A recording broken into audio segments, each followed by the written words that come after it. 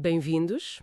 Há uma frase, acho que atribuída a Confúcio, que diz algo como: se eu se esqueço, se vejo, recordo. Se faço, percebo. Exato. Isso mesmo. E é um ótimo ponto de partida para hoje, não é? Vamos falar de aprendizagem imersiva, quer dizer, analisar como tecnologias como a realidade virtual, RV, estão a mudar a formação. E vamos basear-nos em várias fontes, incluindo o trabalho de pioneiros como o Bob Stone. Sim, o Bob Stone, uma figura incontornável nesta área. Completamente. Professor emérito, ele trabalha com RV desde 1987. Pois, muito antes de ser popular. Exato. Fez coisas incríveis em medicina, engenharia, defesa, até o primeiro Stonehenge virtual. É verdade. E criou, a primeira luva virtual com feedback áptico. Aquela que permitia sentir as coisas, certo? Isso, sentir os objetos virtuais. E também o primeiro simulador de laparoscopia, aquela cirurgia menos invasiva. Uau! E o interessante, acho eu, é ver como estas tecnologias oferecem quase uma terceira via para a formação. Uma terceira via? Como assim? Bem, não vêm substituir os livros ou as aulas, nem sequer as simulações físicas. Pronto. Mas criam ali um espaço intermédio, muito poderoso. Ok. E é nisso que nos vamos focar. Perceber os benefícios reais e, claro, os desafios também, usando a experiência do Stone e outros dados que temos. Faz sentido. Então, por que é que se começou a usar RV para aprender? Quais foram as motivações iniciais? O Stone, já nos anos 90, apontava duas coisas que continuam muito atuais. Segurança. E custo. Exatamente. Segurança e custo. A segurança é quase óbvia, não é? Treinar uma cirurgia complexa como a laparoscopia em RV... Evita erros em pacientes reais, claro.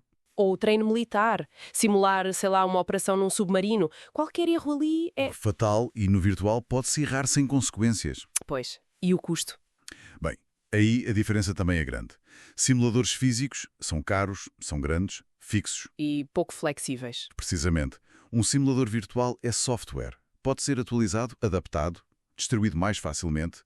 O exemplo dos submarinos britânicos é muito bom. Como assim? Tinham uma frota reduzida. Então, RV tornou-se a forma principal de os novos recrutas se familiarizarem com o ambiente do submarino antes de irem mesmo para o mar. Era a única forma viável. Entendido. E essa ideia de familiarização leva-nos a um conceito que o Stone parece valorizar muito, a realidade mista. Mas a definição dele é um bocadinho diferente do que se ouve por aí, não é? Sim, e é um ponto mesmo importante. Para o Stone, a realidade mista, a sério, sobretudo para treino que exige habilidade manual.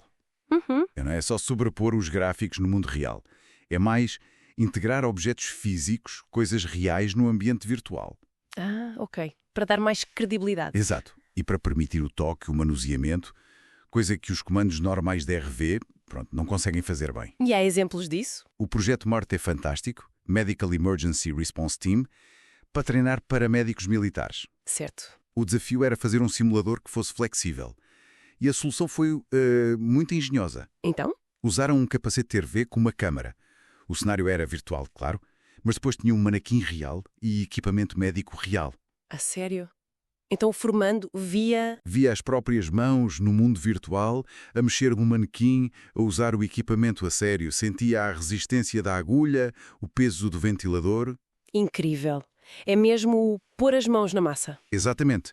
E podia mudar o cenário, tipo de um helicóptero para um hovercraft com um clique de botão. Isso é muito poderoso. Resolve a questão do toque, que muitas vezes falha na RZ, e deve ter impacto na aprendizagem, não? Fala-se muito daquela curva do esquecimento. Pois, a ideia de que esquecemos imenso do que aprendemos só por ouvir ou ler.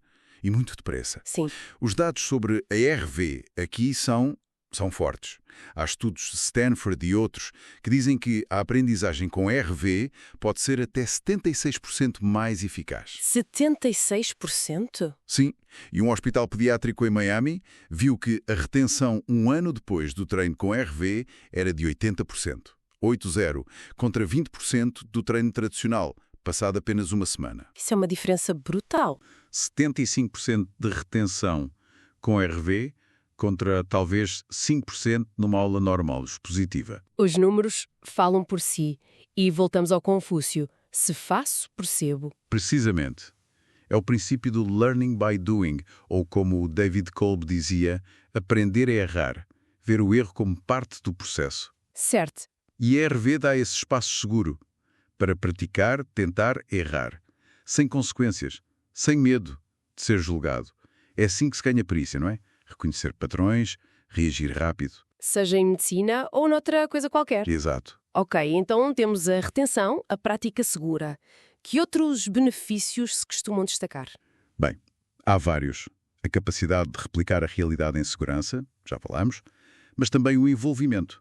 Muitas vezes com gamificação ou só pelo fator wow da tecnologia. Permite treinar mais rápido. Desenvolver empatia consegue-se literalmente calçar os sapatos de outra pessoa. Ver o invisível. Sim. Moléculas, eventos históricos e, ainda por cima, dá para recolher dados muito finos sobre o desempenho, para onde o formando olhou, como se moveu. Uma análise muito detalhada. E na prática, fora destes exemplos mais extremos, como militares ou cirurgiões, onde é que isto está a ser usado? Está a crescer em muitas frentes. Na educação, tens desde visitas virtuais a museus, tipo Google Arts and Culture, até laboratórios virtuais. Labster, por exemplo. Sim, Labster. Fazer experiências de química sem risco, sem gastar material. Na formação profissional, o IKEA usou para o onboarding. Empresas como a Olivetti Sim. reduziram as chamadas de assistência técnica em 20% com treino em RV. O Walmart treinou equipas para a confusão da Black Friday e pouparam 80% do tempo de formação. Uau! E não é só para coisas técnicas, pois não? As soft skills? Não, de todo. Há um estudo da PwC muito citado sobre soft skills. Gestores treinados com RV aprenderam 4 vezes mais rápido. 4 vezes? Sim. E foi 52% mais económico. E sentiam-se 3 vezes mais confiantes para aplicar o que aprenderam. Parece mesmo ter um potencial enorme, mas deve haver contras, obstáculos. O principal continua a ser o custo inicial. O hardware de qualidade, os visores, ainda não são baratos. Certo. E talvez mais importante, criar conteúdo de formação virtual que seja mesmo bom, eficaz, à medida. Isso exige conhecimento técnico e investimento, coisa que nem sempre existe, especialmente em escolas ou em empresas com orçamentos de formação mais limitados. Portanto, a tecnologia está cá, a eficácia parece provada em muitos cenários, mas pôr em prática ainda tem as suas barreiras. Sem dúvida. A aprendizagem imersiva brilha mais quando há mesmo benefício na presença virtual, na interação 3D, em recriar coisas complexas, raras ou perigosas. Aí o retorno em retenção, segurança, até custos, pode ser gigante. Não serve para tudo, mas é muito, muito poderosa quando é bem aplicada. Percebido, faz todo o sentido. E para ficarmos a pensar, talvez aquela ideia do Lourenço Montanha. Qual delas? Aquela que diz que a transformação das pessoas não pode passar ao lado da RV. Que hoje não há forma mais eficaz e eficiente de formar, tanto nas hard skills como nas soft skills. É uma afirmação forte. É. E deixa a questão no ar, não é? Será que estamos mesmo à beira de uma revolução na forma como aprendemos e ganhamos competências?